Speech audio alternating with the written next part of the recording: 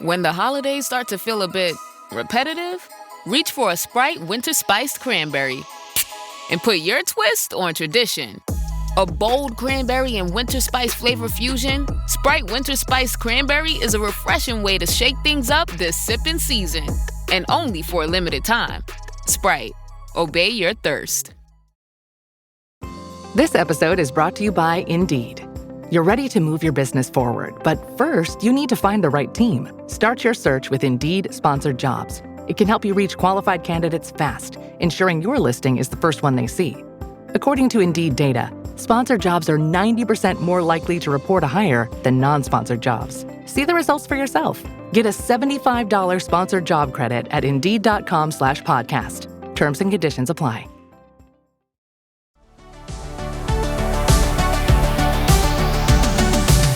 Welcome to the Dr. Raj podcast with Dr. Raj Dasgupta, a show all about educating patients, students, and aspiring doctors about better patient care. Dr. Raj is a quadruple board-certified physician and associate professor at the University of Southern California. He was a co-host of the TNT series Chasing the Cure with Ann Curry, as well as a regular on the TV show The Doctors. And now, here's our show. Hi, and welcome to the Dr. Raj podcast. And what is this a podcast of? Well, it's a podcast of happiness, a podcast of wellness, of amazing stories. And, today is going to be a super special story for one reason, is that it actually starts off with a patient who saw me in my office. So, hey, everyone, raise your hand if you ever had insomnia before. Oh, I can see it right now. I see everyone, And I had a patient who came to me who had insomnia, and they just didn't want to do medications. And I don't blame them. So we did something called cognitive behavioral therapy. We did something called sleep hygiene. And, it worked, but it just didn't solve the problem. And when she came back to see me a few weeks later, she actually had a huge smile on her face, a positive attitude gleaming out. And I'm like, what happened? And she said, I found my gemstone. And I said, gemstone? And she started talking about an amethyst. And you know what? I was just so happy of where she is now, and the fact she didn't go on medications, that I almost just wanted to give her just a big hug. But of course, when she left, I did some research. And you know what the hot topic is right now? It's gemstones and sleep. And there's history behind it. And I want to talk about it, but that's not me. So today we have a super big treat because we got a pro to come here on the Dr. Raj podcast. And this is going to be Sarah DeAngelo, who I got to say, and I'll say this 1,000 times today, she is a gem and she knows her stuff. And of course, the most special part about her is that she's my friend for a while. So, the routine, everyone. I'm going to read Sarah's bio first, and then I'm going to introduce her to you. So, Sarah DeAngelo creates hand-fabricated jewelry that reflects ancient techniques and natural elements of nature. She uses traditional metalsmithing techniques such as forging, saw piercing, soldering, repoussé, and wire wrapping. She is most known for her intricate stamp patterns and unique gemstones. Sarah has been designing jewelry for 22 years. Her designs can be found in the Sundance catalog. Trust me, that is the Cadillac of catalogs. And her designs can be found in retailers throughout the country, as well as her flagship shop and studio in Englewood, Colorado. She is a trained metalsmith with degrees from UCLA, and I'll forgive her about that. I know she's not a Trojan. And the Howard Academy of Metal Arts. Sarah is also a wife, mother, and avid photographer, spending her free time exploring the beautiful Rocky Mountains. She lives by the belief that every experience, every challenge, every person has beauty. You just have to look for it. And with that being said, Sarah DeAngelo, how are you doing today? I'm great. Hi, Raj. Well, Sarah, I got to tell you, this is a super treat. And the routine of the show is we've got to do a little meet and greet. So are you ready to tell me a little bit about yourself, a little bit about your background? Yeah, definitely. All right. So I'll make it easy on you. So where did you go to college? And did you just always know you wanted to be the queen of jewelry? Give me the beginnings. So no, not at all. I actually went to college at Cornell College in Mount Vernon, Iowa, and I was a psych major with a pre-med focus. My plan was to go into occupational therapy, and it didn't actually turn out that way.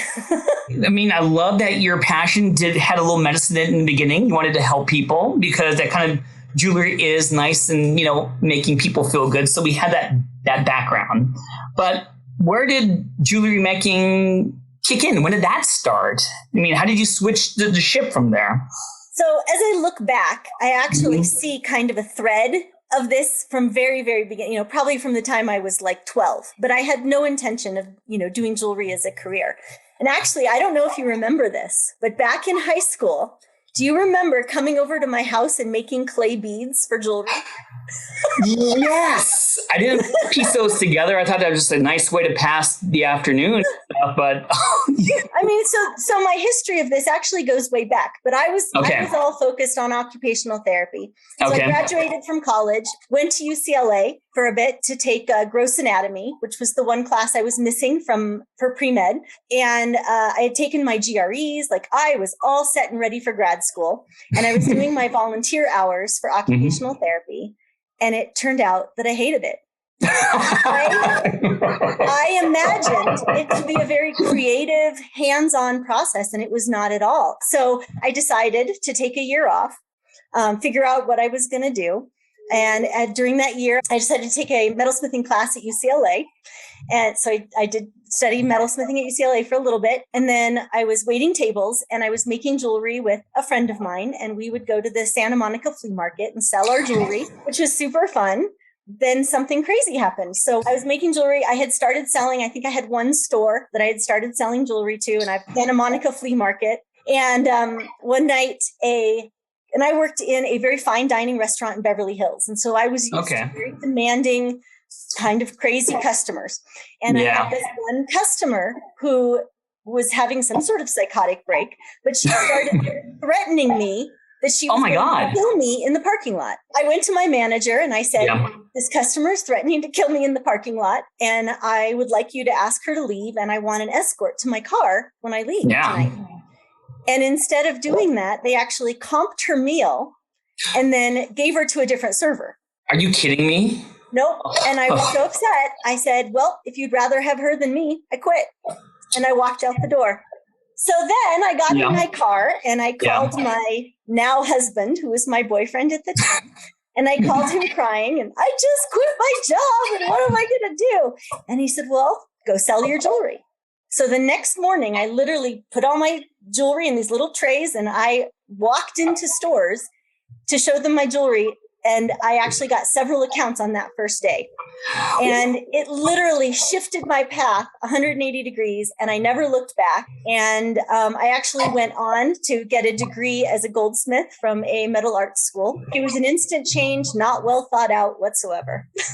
So wait a minute. So there's like, hey, rightly so, I quit being this, doing the waitressing job. And from there, you're going store to store. I mean, you're like, maybe knocking on the door, going in and introducing yourself. I didn't know any better.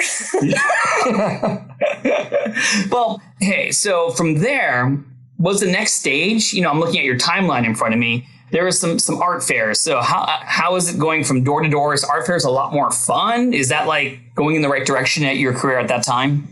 Well, I definitely have a love-hate relationship with art fairs. I did it for 20 years. What I loved about doing art fairs was being at the fair. There's a wonderful energy. People, you get to interact with people, which I love. I'm a art person. You get to set up your little mini store and make it all pretty. I loved that part of it. But the weather was so stressful because you're outside. And I did them in California. Then I moved to Wisconsin. I did them in Wisconsin. And then I moved to Colorado and did them in the Rocky Mountains. And I have now been through tornado. I was in a flash flood, standing in my booth with knee-high water. I have been through a microburst, which is a reverse tornado that hits the ground and literally threw people's booths into the air. I've been in frigid temperatures like 0 degrees, out there. with a little space heater by my feet, up to extreme heat where people were passing out all around me. It's really the weather that became so stressful. I actually lost my entire booth with all of my inventory 3 different times, just knocking everything down and breaking everything. And so, yeah, the weather was extremely stressful, but the art fair itself, I always loved. So I could almost close my eyes. And so there's you, my friend. Are you wearing, like, in certain art fairs, wearing the big, trench coat? It's raining. There's little icicles on your cheeks sometimes. No, for real. You're going to sell your jewelry. I did one art fair that was in negative 10 degrees in northern Wisconsin. It was ridiculous. Well, now that you braved all the weather, let's talk about one of your breakthroughs. I think one of the breakthroughs came around, 2019, 2020. It's the catalog. It's the Sundance catalog. Can you explain to my listeners what is it, and when did you find out that you were in it? Like, so the Sundance catalog is by the Robert Redford Company. Same like the Sundance Film Festival, but this is his catalog company. It's been around, I think, since 1970. And for 20 years, I have admired these catalogs. They would come in the mail. I would save every single one. I would just pore over the beautiful photography. It's all artisan made. So they have a big focus on artists. A lot of my favorite, jewelry artists that I've followed for years, all I found in the Sundance catalog. And it has been my dream for 20 years to be in this catalog. And I never thought that would ever be possible. But shortly after we moved to Denver about 6 years ago, I actually met a woman who is a rep for Sundance, who actually goes out and finds new jewelry artists for the Sundance catalog. And she liked my stuff and asked if she could take it to Sundance. And she did, and they loved it. And total dream come true. Huge, huge for me. So if I were to search around your house, is the first catalog you made, is it framed somewhere? Yeah. I would framed in my house, and it is framed at my shop. I would do the exact same thing. I'll do the same thing. So, hey, let's talk about the business. Let's talk about the brick and mortar. So according to my timeline, you had your business started in 2020, right about the pandemic time. Can you tell me about how is it starting a business, the good times and the bad? So 2019 was my big explosive year of growth when Sundance picked me up, which was amazing. Shortly after that, I got a professional sales rep who now reps my jewelry to stores all over the country. And so with that, I had to hire help. So I hired 2 employees, and we were in this little tiny windowless 200 square foot studio, 3 of us. And so I needed a bigger space. And my only requirement was windows. I just wanted windows. We looked all over, and the only thing I could find was a retail space that has big, beautiful windows. And so reluctantly, I decided to create this space that was half studio and half retail. And yeah, it's a great concept. And I did not expect the store part to do very well at all. I just thought, if a few people wander in, or if my regular customers come and find me, that'll be great. But it's actually turned out to be absolutely wonderful. But yeah, so I opened the store January 2020, which little did I know was right before the world stopped. Right. 6 months later, the pandemic hits and I have to shut down my brand new store. All art fairs are canceled. There's no art fairs, which was the biggest part of my income. That's how I was making my living. And all wholesale stopped as well because all the other stores were closed. Right. So all I had was online. And so I just put all of my energy onto my website and, got a hold of my customers and started doing these live, sales online. Yeah. And that's how we got through the pandemic, or at least the shutdown part of the pandemic. And then once we were able to open back up again, my shop, which is basically brand new, actually has done phenomenally well. It's been absolutely wonderful. It turns out I love having a retail shop, which I did not know that I would. And it's a ton of fun. And I don't have to do art fairs anymore. So I didn't know this. So your store is half studio, half retail. So you actually work in the store. Yes. Cool. That's awesome. Which is I didn't know that. Unique. Yeah, when people come in, they actually could see all the tools, which jewelry making requires a ridiculous amount of tools for very small art. but we have, huge space, and they actually see us right there working. And it makes it very personal, that connection between, us making it by hand and then you getting to purchase it and take it home. It's kind of like going to those top shelf restaurants where you see the chefs cooking right there before you get to taste it, Yes. I didn't know that. That is actually really super cool. All right. So I'm going to have to switch the questions a little bit, because I promised my listeners I'm going to ask you gem questions. So first one, do customers, like the patient I just described in the beginning, do they ever seek out certain gems when they come to see you at the store? And how about you tell me, what are the 3 most common gems that your customers ask about? The most common one is labradorite. So labradorite is this beautiful light gray stone that has a rainbow iridescence when the light hits it in certain directions. So it can literally flash bright blues, purples, peaches, pinks. It's extraordinary, beautiful stone. And I think because it is so magical in that way of how it looks, people come searching after it. And it also is a very powerful stone in that it helps with your intuition and realizing your dreams. Oh. So I think people, even if they don't know it, are very attracted to that. The second one everybody asks for is Larimar. I don't know why it's so popular. It's a very rare stone. It only forms in one place in the world, which is the Dominican Republic. And it looks like water. It's like this beautiful pale Caribbean blue with white swirly patterns in it. But people are always asking for that stone. Okay. And then the third one, which is my personal favorite, is turquoise. And being in Denver, being in the Southwest, it's certainly appropriate. The Native American influence there, and people come from all over when they're traveling, and they come to, my shop, and they'll say, I'm looking for turquoise so I can take home a piece of the Southwest. So those are the 3 that people ask for the most. All right. So now we're going to be very specific. So I have some very specific questions that my listeners want to know. What would be Sarah DeAngelo's pick for this situation? So what a surprise, Sarah.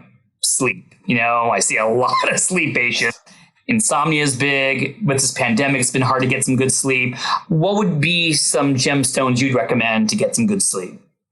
Yeah, so I did some research, and I picked 3 stones that I think will help with sleep from different, angles.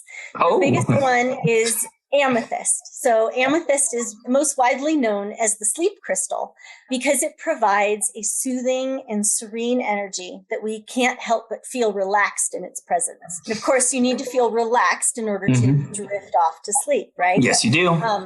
It also settles the mind chatter, which is huge, right? I mean, I suffer with this. I tend to use Candy Crush. So I use Candy Crush to quiet my mind chatter. But amethyst is a great way to sort of calm and soothe your mind and get ready for sleep. The second stone is lepidolite. Now, lepidolite is a very rare stone. Most people have never heard of it. It's this beautiful sort of mauve-y pink, and it has a soft shimmer to it. It helps to balance the mental and emotional energies within the body and keeping your emotions and your mental, all that, creating that nice balance.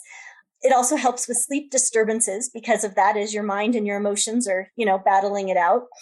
And it also, this is very interesting for you. Okay. This crystal naturally contains lithium. And lithium is used medically for treating mood swings and depression. So it has that element in it naturally. See, this is why you took all those medical classes in college. See, you're integrating. That's my favorite word. You're integrating this within these gemstones. So with that being said, I got to squeeze in another sleep question for you. You seem to know your stuff here. Bad dreams. Yes. Nightmares. If someone has those, you had to grab one of your favorite stones for that, what would you pick? So I chose labradorite for this. And the reason I chose that is it is known as the stone of transformation. And what it does is it helps break up stuck negative energies in your body. And helps you to discover what's holding you back from your dreams. So it's the dream stone. It actually reveals your heart's desires and your heart's goals through your dreams. And so I chose that because wouldn't you rather be dreaming about that than nightmares? Any day of the week. Any day of the week.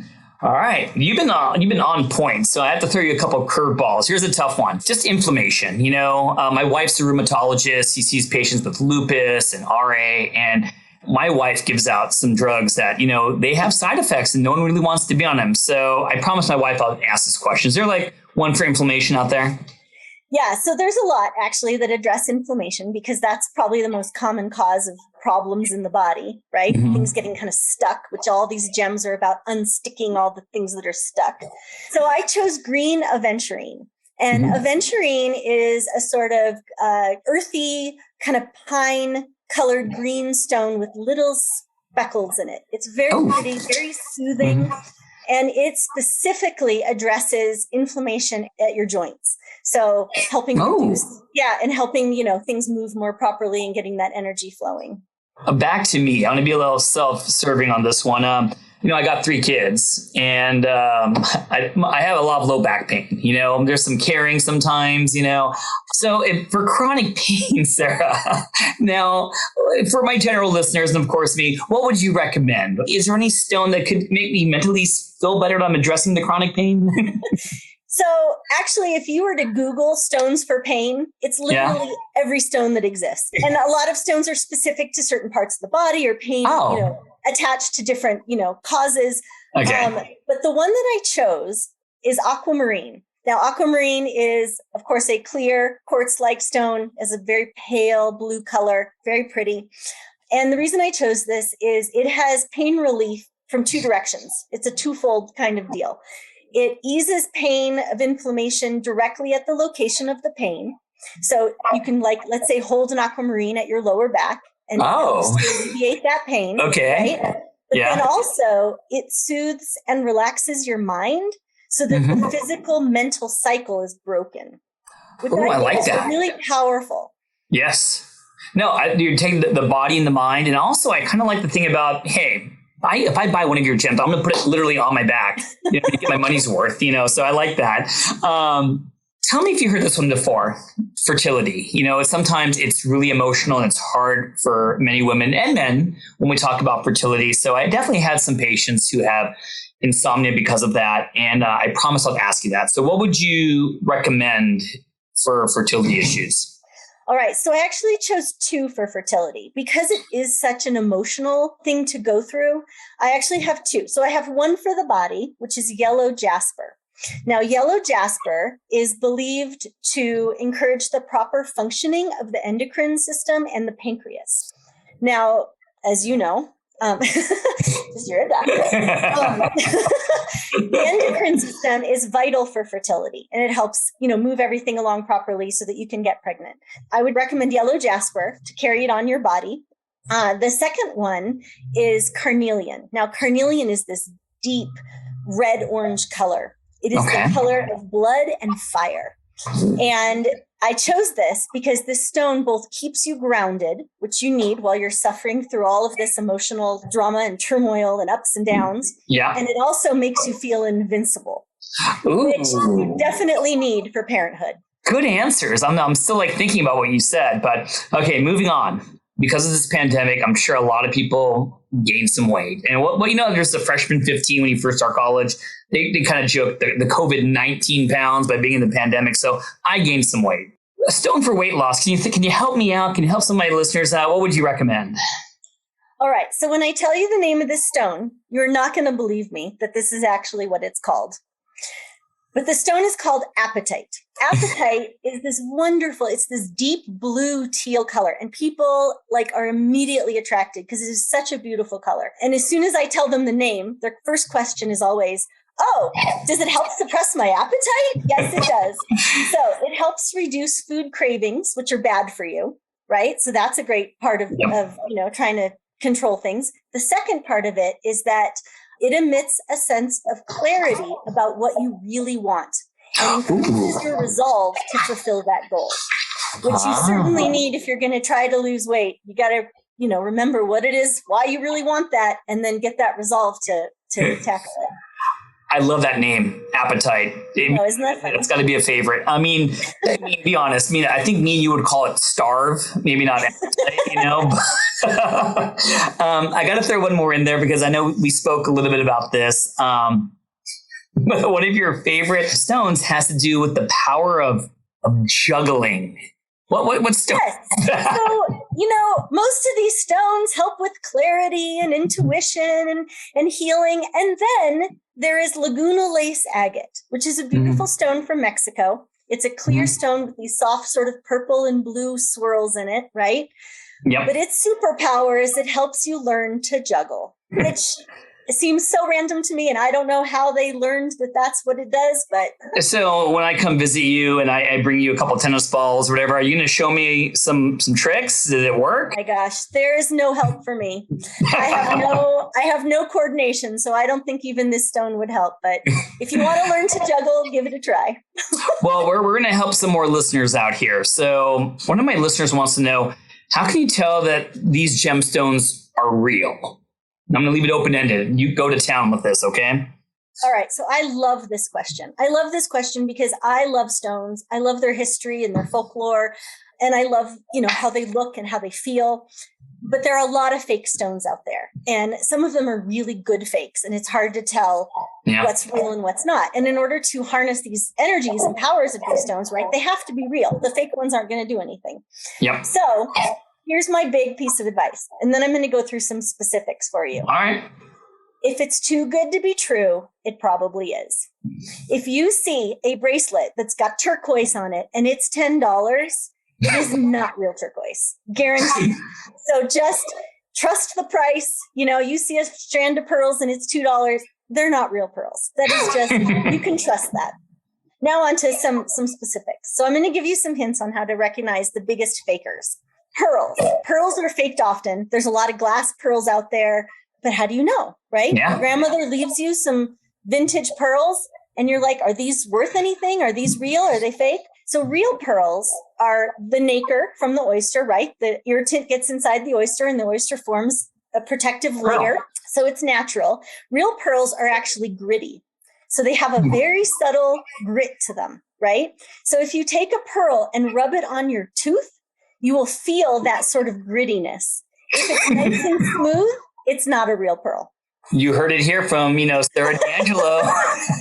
Taste those pearls. Do not walk into Nordstrom's and start rubbing those pearls on your mouth. What's another tip? I like it. All right. The next one is turquoise. Turquoise, my favorite stone, is very hard to tell what's real and what's fake, even for me after years of experience of this. There's a lot of fake turquoise out there. The biggest faker is another stone called howlite. Howlite, beautiful stone on its own, but it is a white stone with gray veining.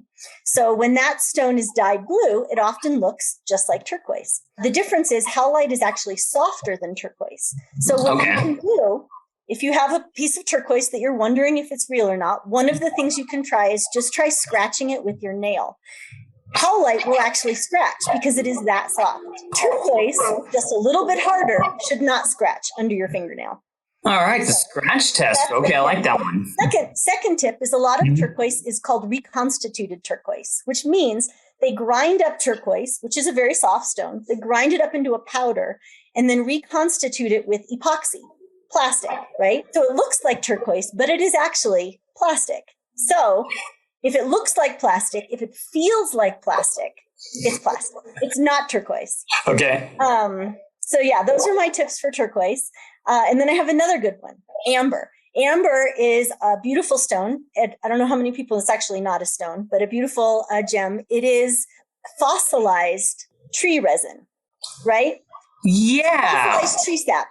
So are you talking about like Jurassic Park type stuff here? Exactly. So the little bug inside the yellow. Yes. Yep. Yes. So millions of years ago, right, tree sap formed, it became fossilized. It actually changed composition until it became hard enough to be. Yeah.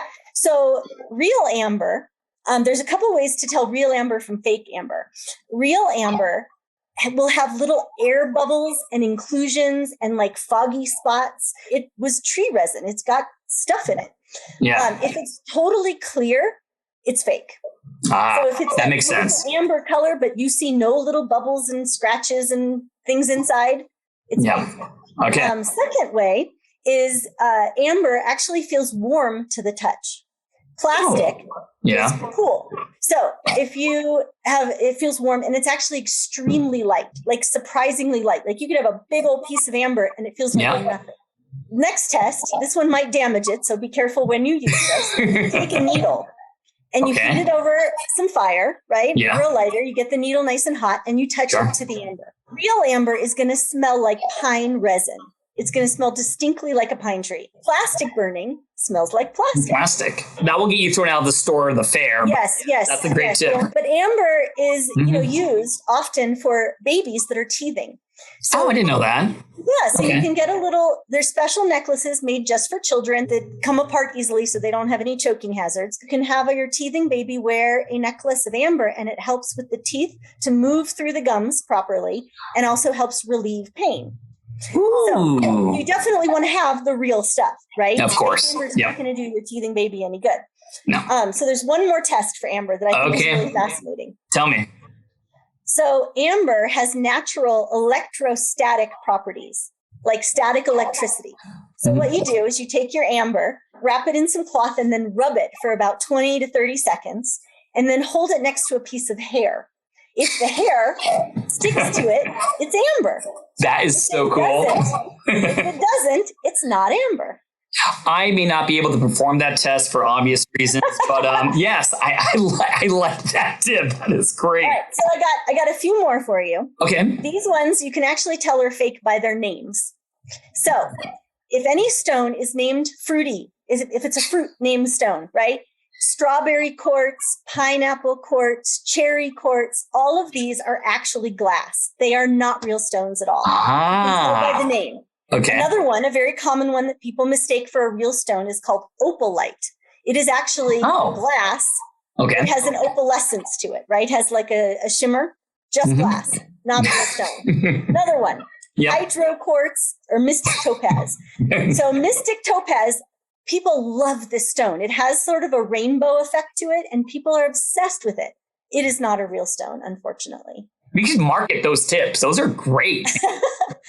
So let me ask you the obvious question. I'm going to throw a random in there. You go to all these fairs. You've been going to it for almost 20 years. You know, when you're socializing around, have you ever been to another booth and that doesn't look real? I mean. Oh, yeah. Because people are not educated, even people that are selling stones. So I've walked into booths and I'll be like, is this glass? Like, oh, no, that's pineapple quartz. No, it's not. And then you woosah. Yeah. Good luck. You be you. You go. You be you. So I still got more questions for you. So I like this one a little bit because I don't even know how you're going to answer it. One of my listeners wants to know the difference between a precious and a semi-precious gemstone. How do you answer that? Okay. This is a really interesting question, and it actually has a really simple answer. So there are 4 stones that are precious stones. That's it. So we've got diamond, ruby, sapphire, and emerald. Everything else is a semi-precious stone. So that's the simple answer. Yeah. There's actually some interesting history behind this of why these are categorized that way. This separation of these, it actually is just aesthetic. So going back in ancient times, before we had gemological equipment to decide what stones, are what and how they're made, and they actually divided them on their beauty and their hardness. So these are the 4 most beautiful stones. Once they're cut, they shine like crazy, and it's because of their hardness. So there's something called a Mohs scale in jewelry or in gems. Oh, okay. Is how hard the stones are. So diamond is a 10. That's as high as the scale goes. That's the hardest stone. And then rubies, sapphires, and emeralds are all in the 8s and 9s. So these are the hardest stones, which means they last forever. And when they're cut, they're just absolutely beautiful.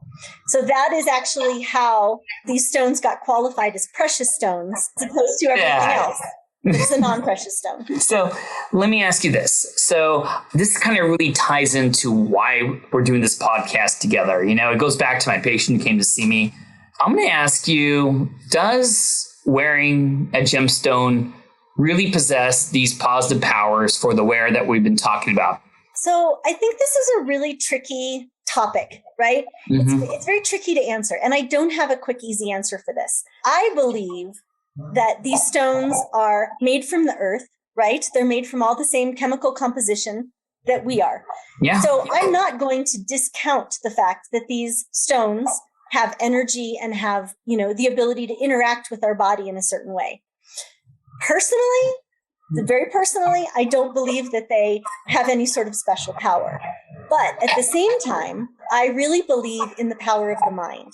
I think the mind is extremely powerful, and I think it's beautiful the way the mind can affect our bodies and that interaction. So some people say it's a placebo effect, but I don't discount that. I think it's actually amazing that we can have that kind of power over our own bodies. So with these stones, like if you believe that an amethyst helps you sleep and then you sleep, awesome. That's great. Like, who's to discount that? I'm not going to. So that's kind of my answer. Like, personally, I love it when people come in and they tell me like, oh, I carry this stone because it gives me courage, or I carry this stone because it gives me peace. Absolutely. Like, fantastic. I'm all for it. But I actually did some research on where these beliefs come from. How did we start to believe that stones have these powers? And the history of this practice is actually quite ancient, and it dates back at least 6,000 years to the time of the ancient Sumerians of Mesopotamia. And they would wear lapis and carnelian and turquoise to ward off illness. And who's to say it didn't work? They didn't have modern medicine. I think it's really fascinating. Now, our modern crystal healing has more roots in Chinese philosophy and Chinese healing, in the concept of qi, or life energy, right? That everything has an energy, and how we interact with all the things around us. That the energy of the stones interacts with the energy of our body and has an effect. And like I said, who am I to say that doesn't work? And you know what? I wish I could show you a picture of my amazing patient, and the smile on her face, the relief, the fact that she could be able to go to bed, fall asleep, and stay asleep. And that sleep she's getting at night is going to carry over during the day to help her out, just, accomplish her tasks, be healthier, help out with chronic illness. So yeah, who am I to say that, hey, let me sit you down and talk about gemstones? No, this is great. Exactly. So I think we're on the same page that there is something there, and it does provide happiness. And I don't think I need a double-blinded, randomized controlled trial to prove to me that it makes people happy. Yes. Their mind, and that's important to me. Yeah. I'm going to kind of combine that with this question. So tell me if you heard this one before. How do I pick the perfect gemstone? How do you even begin to respond to that?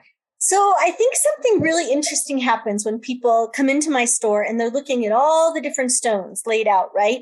And they'll walk around, and one person will immediately be attracted to a certain stone, and another person will be immediately attracted to a different stone. And they'll pick it up and say, oh, what is this stone? I really like it. And then I'll tell them the meaning of it. I'll tell them what the stone is, but I'll also tell them the meaning. So let's say it's a labradorite, and I say, oh, labradorite, first discovered in Labrador, Spain. That's how it got its name, all my little tidbits. And then I'll say, Labrador is the stone of intuition and helps you, realize your dreams. And then they'll go, oh my gosh, that's exactly what I need. And there's something that happens. Like, I think that if all of this has some truth to it, right, that you intuit the things you need, and you bring into your life the things that you need.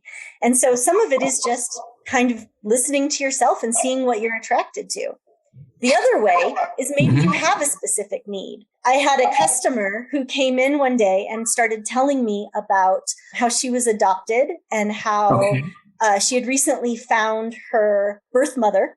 Oh. And her birth mother was not interested in a relationship. And she was really rejected and was really upset about it, and asked me if I knew of any stones for that specific pain.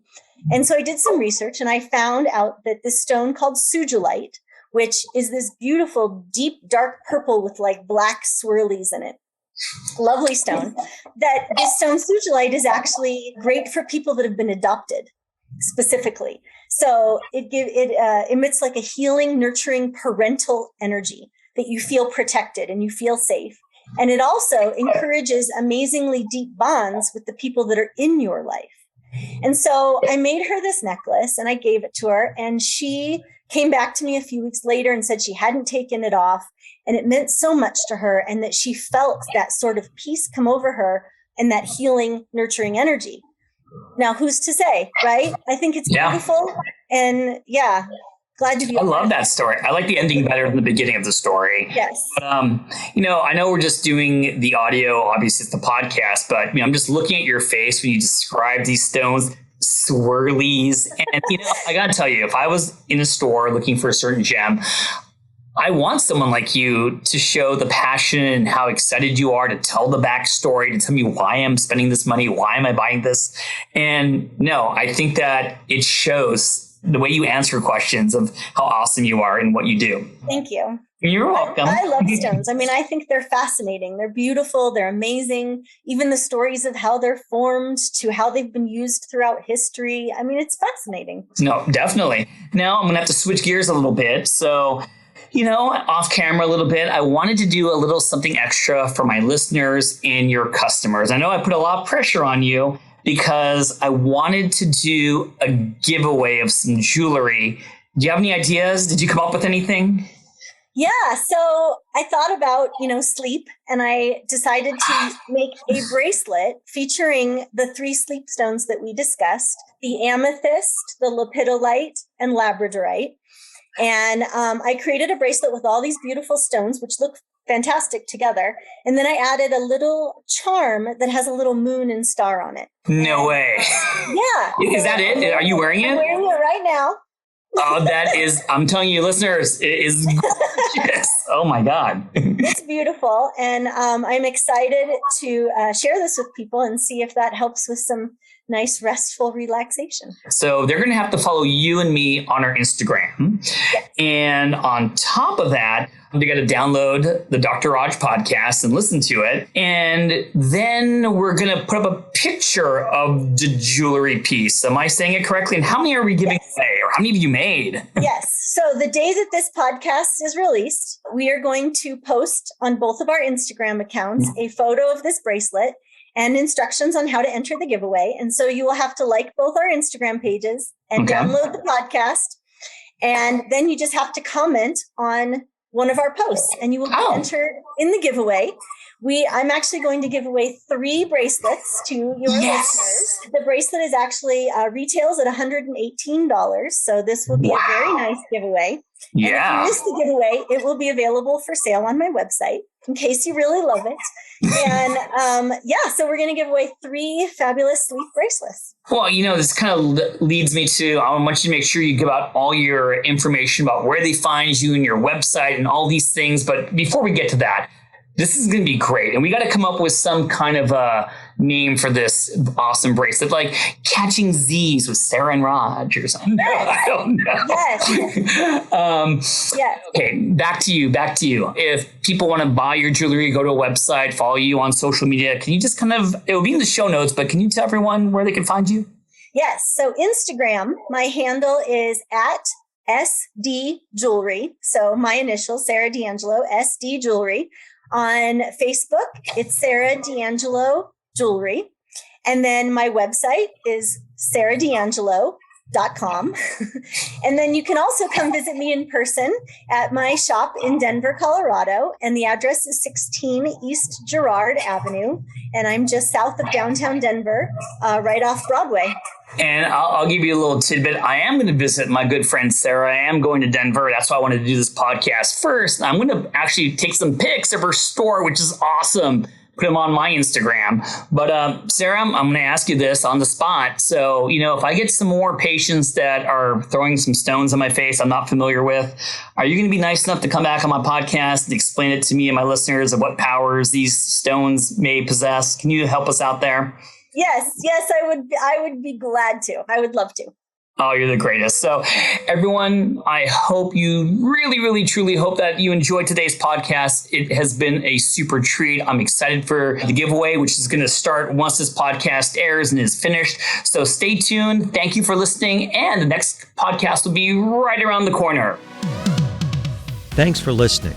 This has been a production of Ars Longa Media. Our producers are Madison Linden and Chris Brightigan. Our executive producer is Dr. Patrick Beeman. This podcast is for educational purposes only and not intended for medical advice. Ars Longa, Vita Brevis.